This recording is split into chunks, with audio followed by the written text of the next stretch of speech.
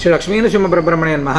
చాలామంది అడిగేటువంటి సందేహాల్లో ఒకటి అలక్ష్మీ దోషం. అలక్ష్మీ దోషం అనేటువంటిది ఉండడం ద్వారా చాలా ఇళ్లలో అంటే ఆర్థికంగా ఇబ్బందిగా ఉండేటువంటి పరిస్థితిని మనం చూస్తుంటాం. ఫస్ట్ అలక్ష్మి అనేటువంటిది ఎందుకు వస్తుంది అనేటువంటి దాంట్లో ఒకటి, ముందుగా ఇంట్లో తీవ్రంగా ఎప్పుడు కూడా అంటే వాదులాట జరగడం, అంటే ఆ ఇంట్లో ఎప్పుడు కూడా నెగటివ్ అనేటువంటి మాటలు ఎక్కువగా మాట్లాడుకోవడం, భార్యాభర్తల మధ్య విపరీతమైనటువంటి గొడవలు, ఇలాంటి ఇబ్బందులు కలగడం, ఆ ఇల్లు శుచి శుభ్రంగా ఉండకపోవడం. అంటే సాధారణంగా ఇల్లు అనగానే చాలామంది చాలా జాగ్రత్తగా అద్భుతంగా పెట్టుకుంటారు, కానీ అలా లేకోకుండా ఇల్లంతా కూడా శుచి శుభ్రంగా లేకపోవడం, ఆ ఇంట్లో విపరీతమైనటువంటి దుర్వాసనలు రావడం, ఇవన్నిటి కూడా నెగటివ్ ఎనర్జీ అనేటువంటిది ఇంట్లో రావడం, తద్వారా వచ్చేటువంటి దాంట్లో అలక్ష్మి ప్రభావం పెరుగుతుంది. ఎప్పుడు కూడా ఇల్లుని శుభ్రంగా ఉండి పరిమళ భరితంగా అంటే మంచి సువాసన వచ్చేటువంటి విధంగా పెట్టడం.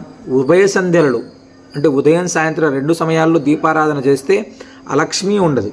ఒకవేళ అలా చేయలేని పక్షంలో కనీసం ఒక్క పూటైనా కూడా మనం దీపారాధన చేసి ఇంట్లో దీపం ఖచ్చితంగా ఇంట్లో ఉండేటువంటి విధంగా ప్రయత్నం చేసి, అంటే మంగళకరమైనటువంటి అంటే దేవతా స్తోత్రాలు కావచ్చు, మీకు సంబంధించినటువంటి మంత్రాలు కావచ్చు, ఏవైనా కూడా అనుష్ఠానం చేసుకోవడం లేదా వినేటువంటి ప్రయత్నం చేస్తే ఇంట్లో అలక్ష్మి అనేటువంటి ప్రభావం తగ్గుతుంది. నృసింహస్వామి వారికి సంబంధించినటువంటి ఇంట్లో ఏదైనా స్తోత్రపారాయణం అనేటువంటి జరుగుతుంటే ఆ ఇంట్లో అలక్ష్మి అనేటువంటి ప్రభావమే ఖచ్చితంగా ఉండదు. మీరు కూడా ప్రయత్నం చేయండి. మీ ఇంట్లో అలక్ష్మి దోష ప్రభావాలు ఏవైనా ఉంటే అవన్నీ కూడా తగ్గుతాయి. సర్వే జనా సుఖినో భవంతు.